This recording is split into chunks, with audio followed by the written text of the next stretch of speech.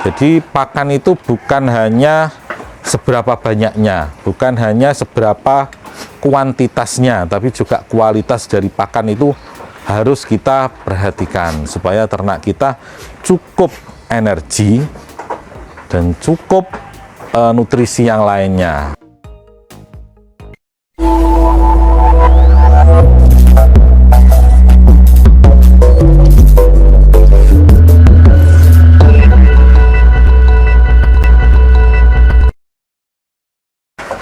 Assalamualaikum warahmatullahi wabarakatuh. Teman-teman pecinta domba ruminansia semuanya, selamat datang kembali. Alhamdulillah sore ini kita jumpa lagi dengan Hilwaya Farm Official. Teman-teman, ini sudah agak semangat lagi untuk membuat konten ya. Kemarin-kemarin mohon maaf kita agak vakum lama. Semoga ini berikutnya kami lebih intens lagi, lebih istiqomah lagi untuk membuat video-video sharing-sharing tentang ternak kita, tentang domba atau mungkin nanti kambing atau dengan yang lain. Yang pasti semoga apa yang kami sampaikan ini bermanfaat untuk kita semua. Oke teman-teman, sore ini kita habis memberi pakan domba-domba kita. Ini dilihat teman-teman, pakannya ini, pakannya fermentasi rumput pakcong ini. Sudah hampir habis. Nah, ini domba-dombanya sudah mulai diam, tidak teriak-teriak. Artinya kemungkinan sudah merasa kenyang teman-teman. Sudah merasa kenyang. Ini kita ratakan lagi bagian-bagian yang menumpuk supaya teman-temannya kebagian. Yang kebagian hanya sebagian situ tadi. Nah ini, setelah dikasih makan biasanya mereka nanti langsung tidur sambil istilahnya orang Jawa ganyemi atau memamah biak teman-teman. Inilah, kadang-kadang ada beberapa teman yang masih baru memelihara domba itu curhat, ini domba saya kok senengannya teriak-teriak Pak, itu kenapa itu, padahal sudah dikasih makan. Nah, itu memang ada beberapa faktor teman-teman. Ada kadangkala yang terbiasa dikasih pakan waktunya tidak tetap atau tidak istiqomah. Biasanya misalkan dikasih makan jam 7 pagi sama jam 3 sore.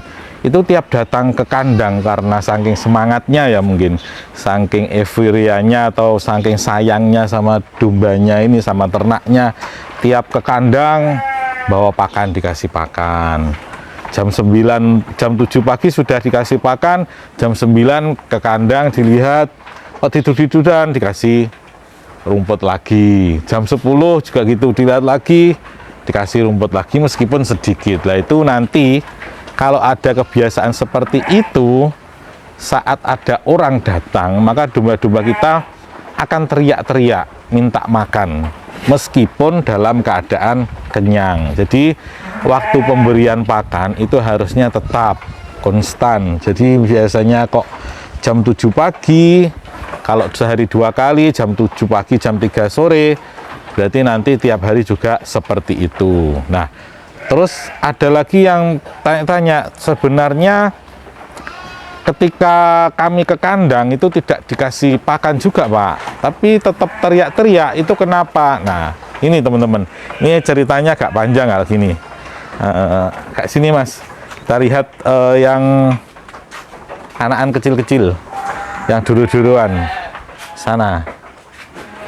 Ini ada betina-betina yang nantinya untuk indukan teman-teman. Nah ini kita simpannya ini. Nah, jadi melanjutkan cerita tadi, kenapa kok kadang domba atau kambing kita itu suka teriak-teriak padahal sudah dikasih makan? Itu adalah ada dua mekanisme teman-teman yang mengirimkan informasi dari tubuh kepada kedua pusat informasi di otak. Jadi di otaknya domba-domba ini ada dua pusat informasi.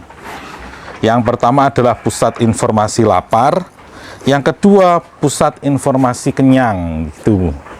Jadi saat lapar maka pusat informasi akan menerima sinyal dari tubuh, oh ini waktunya makan, maka otak merespon untuk cari makanan. Ada lagi kalau sudah kenyang, maka tubuh mengirimkan informasi ke otak bahwa keadaan sudah kenyang, maka dia akan berhenti makan. Terus kemudian pengaturan fisik. Yang pertama, pengaturan fisik yang bekerja berdasarkan volume pakan di dalam lambung atau di dalam rumennya. Jika rumen sudah penuh pakan seperti domba di depan kita ini, saat ini kan makan.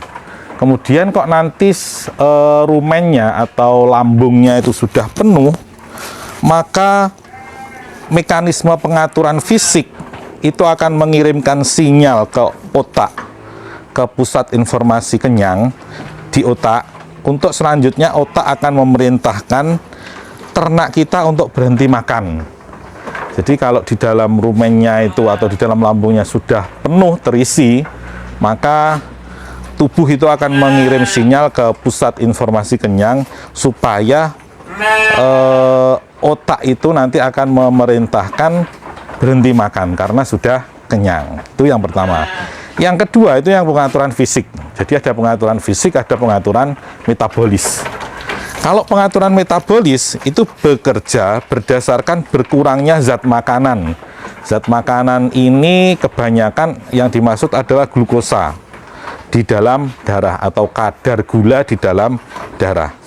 Jika di dalam rumen itu penuh makanan, jadi setelah makan itu lambungnya sudah penuh, tetapi darah dalam tubuh masih kekurangan zat makanan, terutama kadar gulanya atau kadar glukosa, maka mekanisme metabolik ini akan mengirim informasi ke pusat informasi lapar di otak, sehingga ternak akan merasa lapar dan dia akan teriak-teriak minta makan gitu. Jadi meskipun sudah kenyang, tapi kalau kadar gula, mudahnya begini teman-teman, meskipun setelah makan itu rumennya penuh, tetapi kadar gulanya di dalam darah ruminansia atau hewan ternak kita itu masih kurang, maka secara metabolik